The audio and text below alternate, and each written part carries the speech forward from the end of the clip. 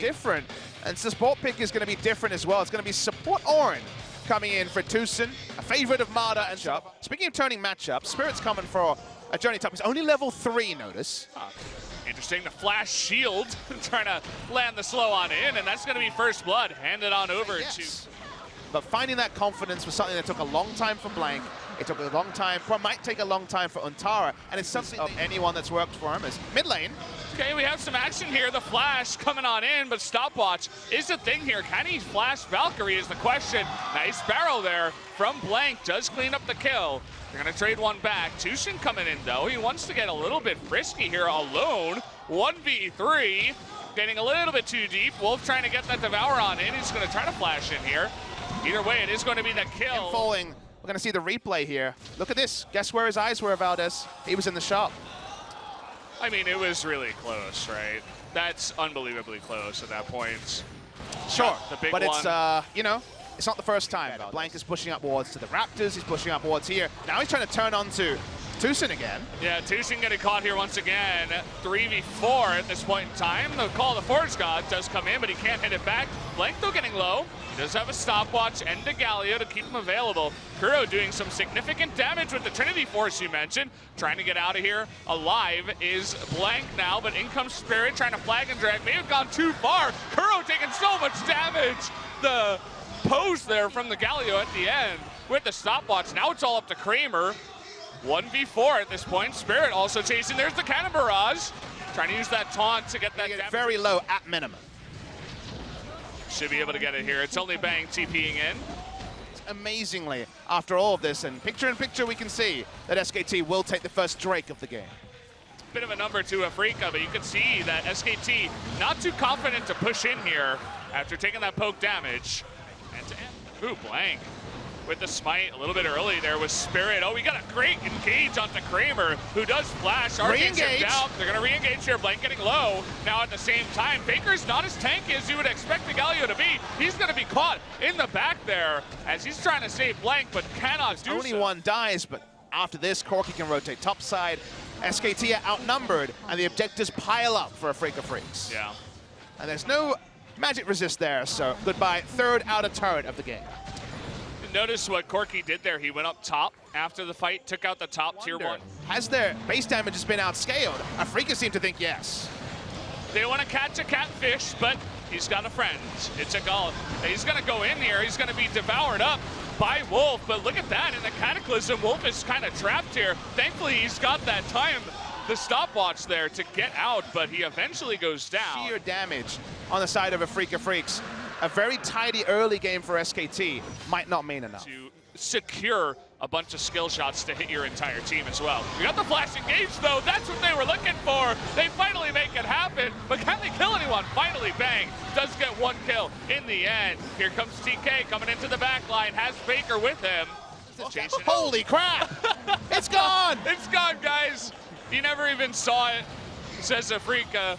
And, well, Keen is going to have to pay for it with his life, but they're going to be okay. Just to be down, for them to be a bit absent-minded, and for them not to kill the first person, and no one is tanky. Blank may have a Warmogs, but no one... They have to find someone in the front, or maybe Spirit dives a little bit too far forward. He's been... we don't see that often enough, actually, in Korea. Especially on 8.1, when the cooldown is almost 0. Rapid-fire cannon Gnar. Here we just get tank Gnar. Turret's going to go down. That's 2 ultimates used to try to get the turret. You can see the counter engage. Or an ultimate, they want to go in on this one. That's 3 members lined up in a row like bowling. Oh, baby! See you later. Down goes Gragas. Fake that 2, and Faker's going to go down here too. Cool pose, man, but it's not going to matter. Make that 3 on the back. Perfect. You don't need all of them on the Baron. You got plenty of damage with just 2. They're going to roll in. They're going to try and bring up the minion wave in mid. They're going to have to get... It's gone. 3 seconds. Nope, 2 seconds. Yeah. He is dead. Faker has gone largely AP. If his W is not being used, he dies real fast. Like you say, the pose, 8 out of 10. Very nice pose, but... Fortunately, poses don't win you games. We're going to have... Who's ganking who here? Wolf and Blank going on a bit of a vacation over here. Trying to come on in. We got Gragas going in. A big, nice knock-up. Isn't going to matter, though. He gets a taunt in the back line, but you can see Kuro getting low, and now it's going to be Faker's turn to get low. Wolf just a little bit too out of position. Keen in the back line, gets on top of Bang. That's gonna do it. Make that an almost ace. And there you go. Only the Gnar gets away with full health as the rest of SKT melts. Losing streak's going to continue here for game one at least. Afreeca Freecs updated. They've got their new roster. They've got the comps that work in this particular draft. SKT had some moments in the early game. It was much improved. It was cleaner, but cleaner might have beaten MVP. Cleaner is not good enough to beat Afreeca Freecs, who want to continue their 5-game winning streak. They continue it right now. Nicely done. Oh, Untara, look at this. Oh, what? I said it in game one. I'm like, there's no way we're going to see Untara on Fiora. I was wrong. It comes out in game two. It's a 4-man invade on Blank.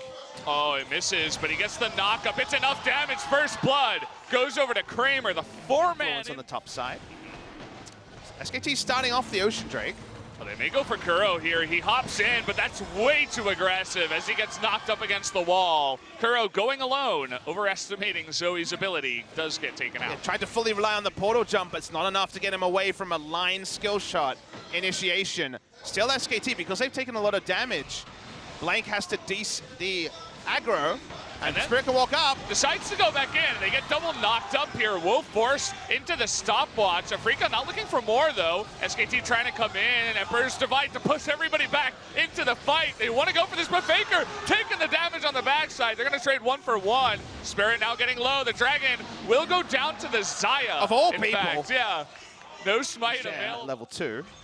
And they're going to walk up here, and because they've done chip damage, goodbye bot lane turret. Xayah and Rakan online early. That's going to be a big shopping will help out in terms of gold.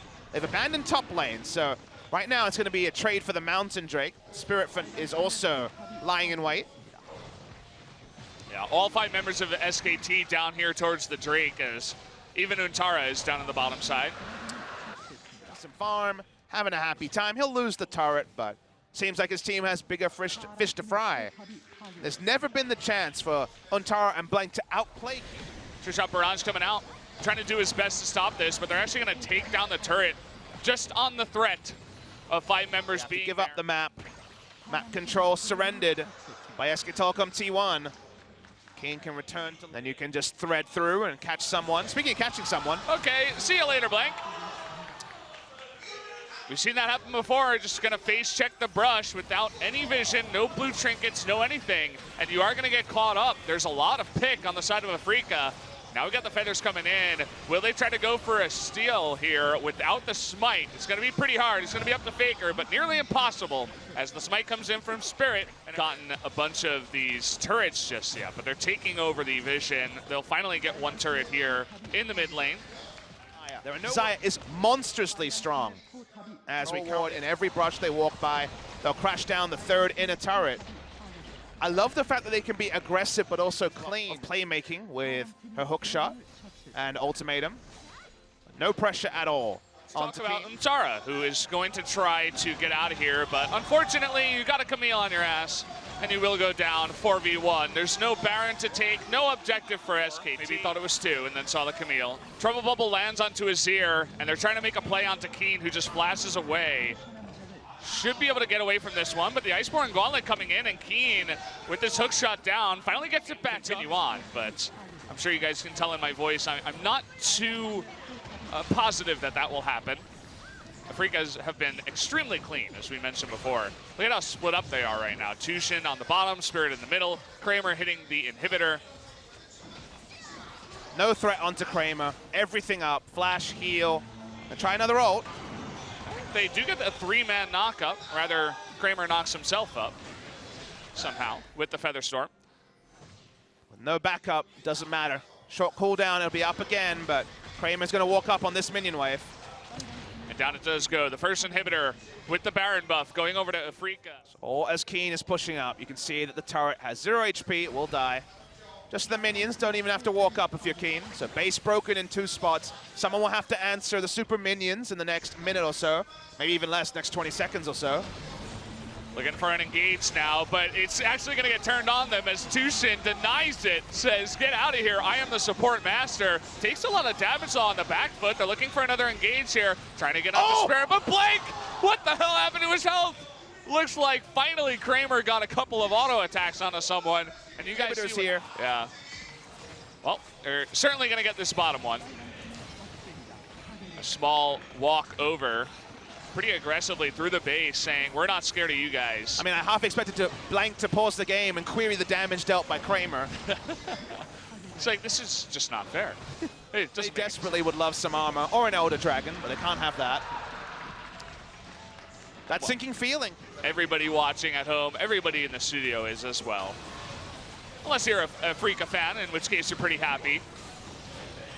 Well, Kramer moving up. No one wants to get near him at this point. Everybody's just scared. They're just gonna let it go down. Finally, Orin decides to ult on in. They get a little bit of chip damage on the Spirit, but it just doesn't matter. They're too far ahead.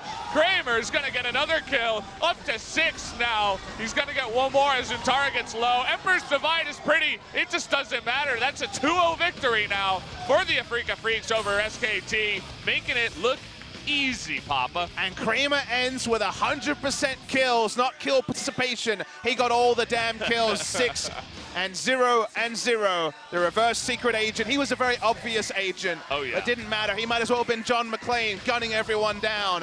Afreeca Freecs